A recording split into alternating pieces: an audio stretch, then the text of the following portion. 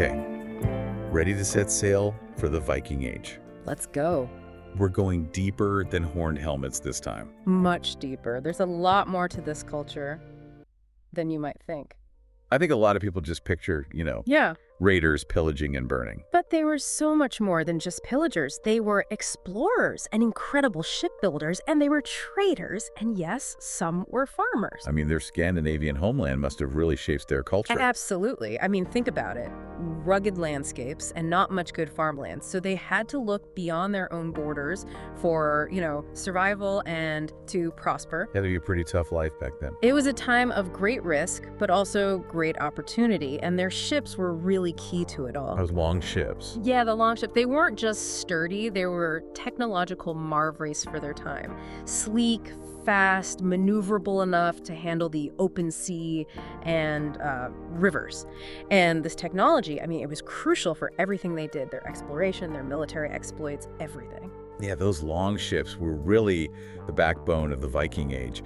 But we got to talk about those raids. Of course. That attack on the Lindisfarne Monastery in 793 AD, that just solidified their reputation across Europe. Oh, absolutely. Lindisfarne was a turning point. It sent shockwaves across Europe and really marked the beginning of what we call the Viking Age.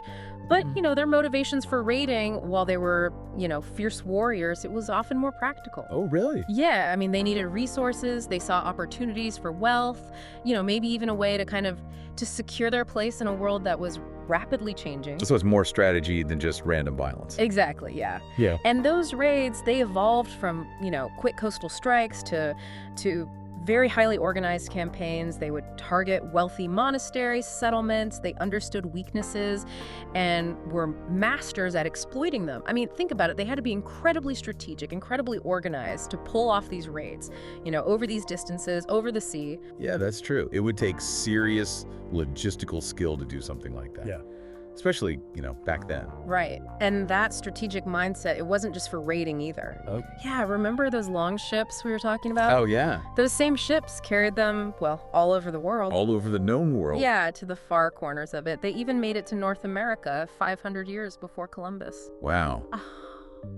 It's amazing to think about, setting sail across the Atlantic back then. It is. And Leif Erikson's settlement at Lanso Meadows in Newfoundland, it's a testament to their skill as seafarers and their thirst for exploration. They didn't just raid. They charted new territories, they established trade routes, and they interacted with diverse cultures all across the globe. Their impact was global. And it wasn't just westward. Right? Yeah. They went east, too. Eastward expansion, too, yeah. They made it all the way to the Byzantine Empire. Wow, the Byzantine Empire. What were they doing all the way over there? Well, trade was a big part of it, but, some Vikings even served as elite guards for the Byzantine emperors in Constantinople. Imagine that. Vikings standing guard for one of the most powerful rulers in the world. That's incredible. It really changes how you see them. They weren't just barbarians. No, not at all. They were integrated into Byzantine society. So it seems like they didn't just raid and explore. They actually settled in a lot of these new lands. That's right, yeah. They had lasting settlements in, all over. England, Ireland, Scotland, Iceland, even Greenland.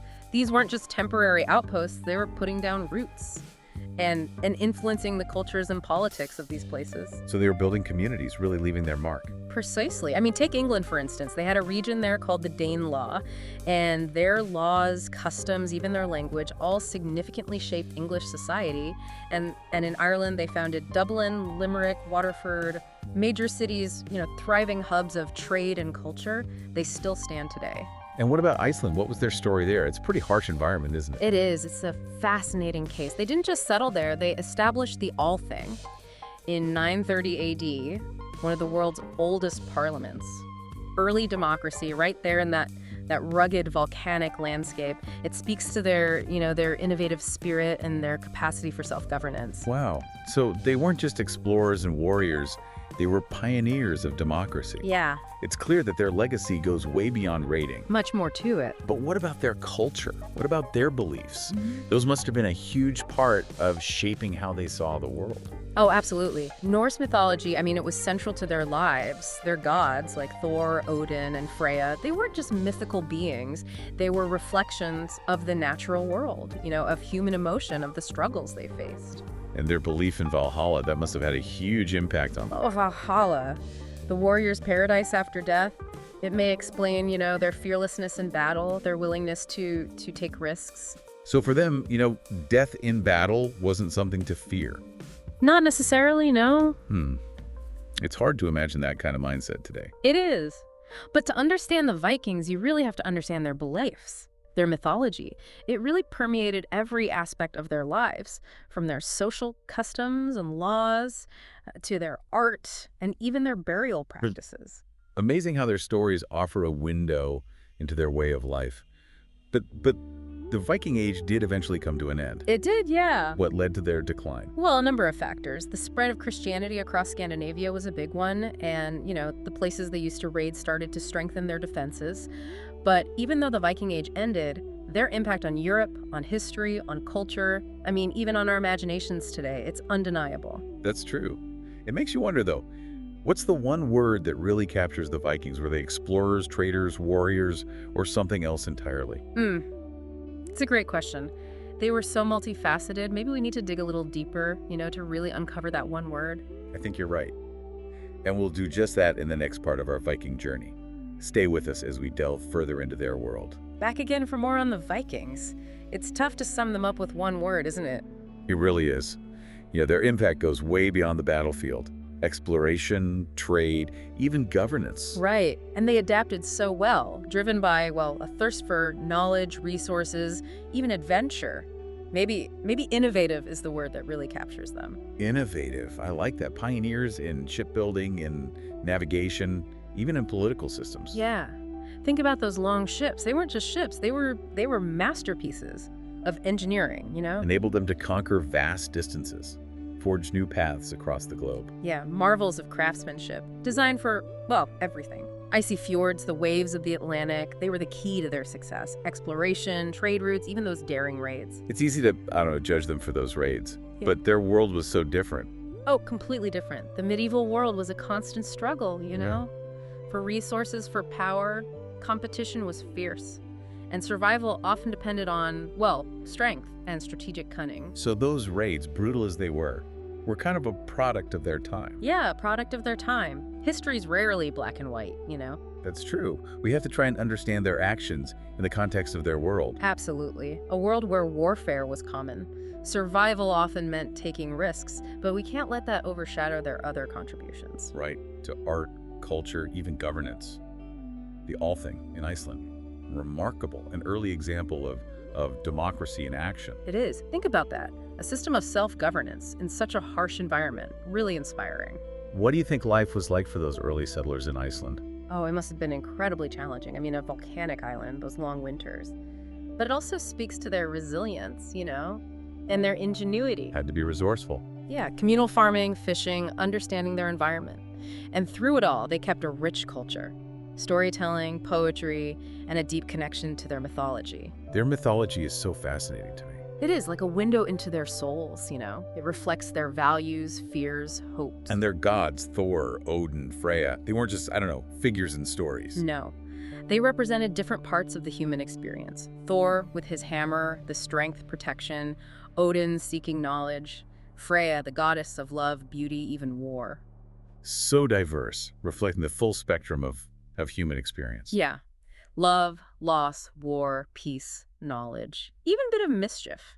And their myths weren't just stories to be told. They lived them, like burying warriors with their ships, their possessions, to help them in the afterlife. Their beliefs had a real impact on their culture, their daily practices. They did. Their myths, they offered guidance, explained the mysteries of the world, gave them hope and comfort, too. And Valhalla, the warrior's paradise. That must have shaped how they saw death, even warfare. Oh, absolutely. To die in battle, to be worthy of Valhalla, to feast with Odin, that was the highest honor. We might not fully understand that concept today, but for them, it was powerful. It speaks to their warrior culture, doesn't it? Their view of courage, sacrifice. But as Christianity spread, those traditional beliefs, they started to fade. They did, but it wasn't a sudden thing, Elements of that old mythology, they persisted, sometimes blending with the Christian beliefs. It's fascinating. Adaptability. We see it again and again with them.